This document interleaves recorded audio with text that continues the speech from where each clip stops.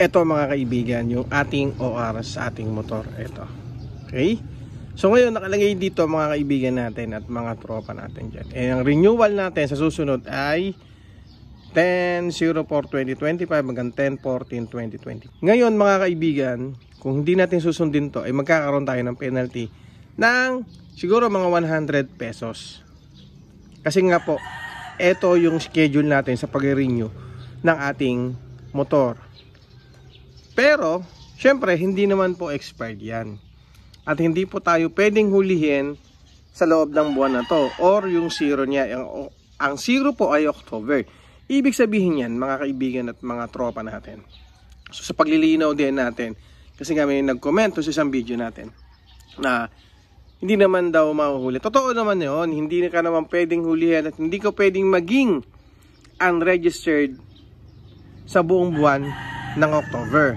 Pero dito sa ating OR, kailangan mo siyang i-renew ng date na yan para hindi po tayo magkaroon ng konting babayaran o ng konting penalty. Ito po is paalala din sa atin ni LTO na kailangan mag-renew po tayo ng mas maaga or sundin po natin yung nakalagay dito sa ating OR. Okay? So para sa kalinawan din po ng lahat, mas maganda na rin yung sundin natin to kasi sayang din naman yung 100 pesos.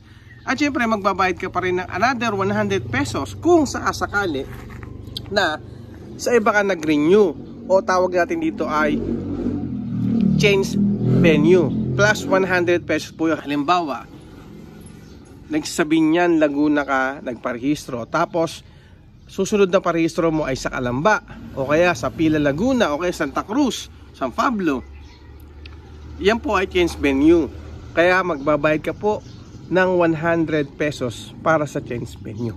Okay? So, ganun mga kaibigan, yung ating pagpapa-renew o pagpaparehistro ng motor. Kaya nga po sinusunod natin ito yung second digit eh. Diba?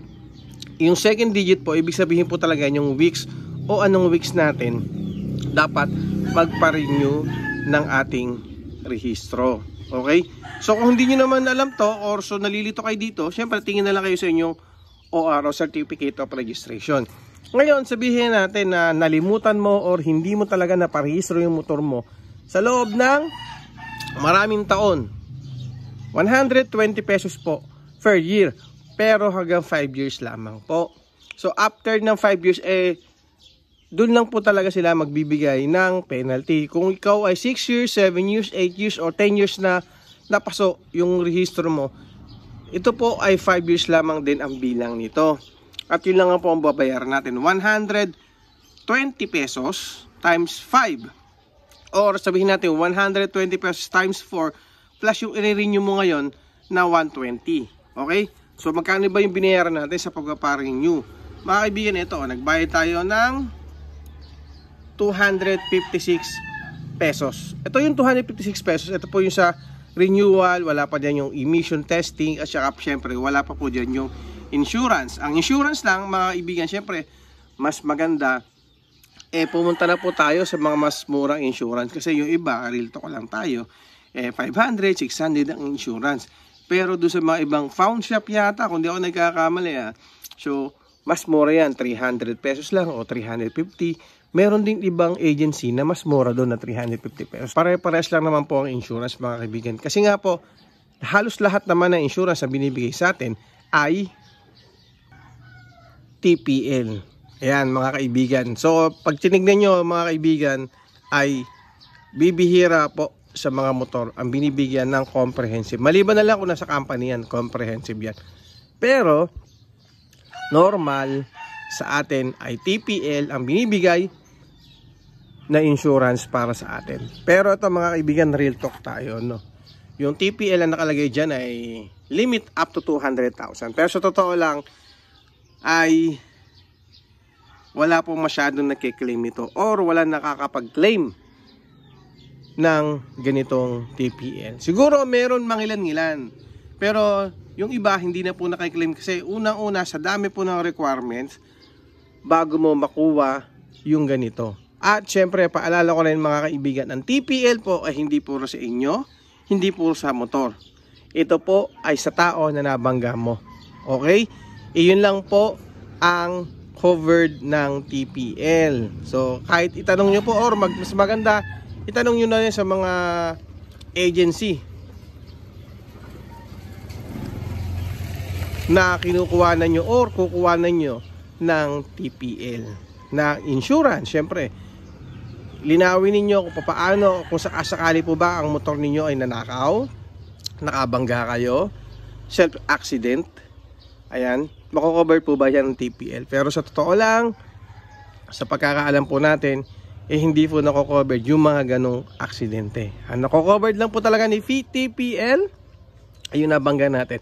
At medyo pahirapan pa, syempre, sa pag-claim ng insurance nito. Okay? So, yan mga kaibigan ang masakit sa TPL natin. Kaya kung ako lang din sa inyo, dahil nga alam naman natin na medyo useless or hindi naman useless kasi required talaga to ni LTO na bago ka mag-renew kailangan meron ka insurance. So mas maganda kumuha ka sa mas murang insurance.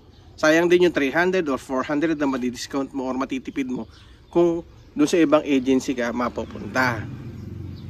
Kaya mga kaibigan, ito yung ating dapat tandaan kapag po tayo ay magre-renew ng ating sasakyan. Unahin natin, syempre kung anong buwan yung ating plaka para doon po tayo mag-renew.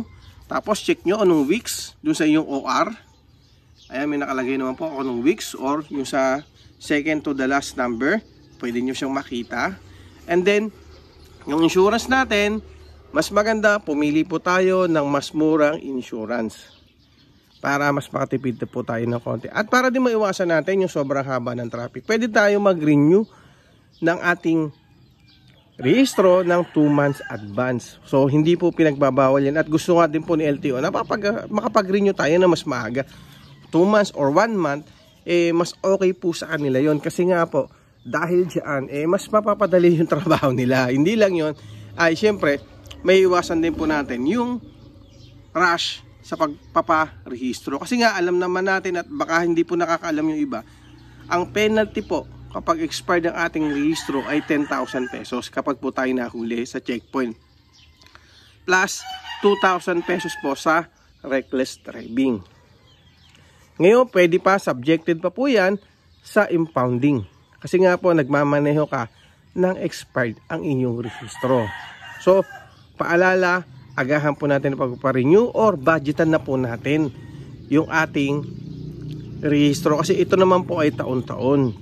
So siguro gagastos tayo dito ng mga 1,350 hanggang 1,500 siguro. So depende kung ano mapupuntahan yung insurance or mapupuntahan ninyong emission testing. Ayan. Yung iba kasi medyo mahal.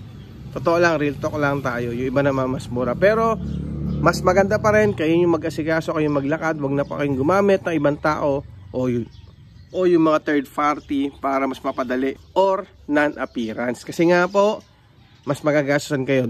Pero real talk tayo, syempre maraming pumupunta dyan. Hanggat maaari lang, wag na tayong pumunta doon para hindi po masayang yung pera natin. At para ma-experience nyo, maranasan nyo pa paano ba magpa-renew ng ating motor at gaano ba kadali lamang ito.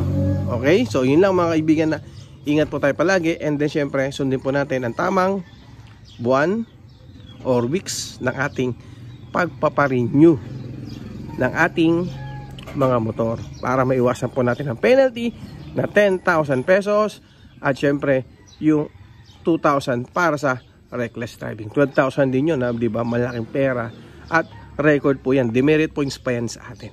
Okay? Yun lang. Maraming salamat. Bye. Thank you.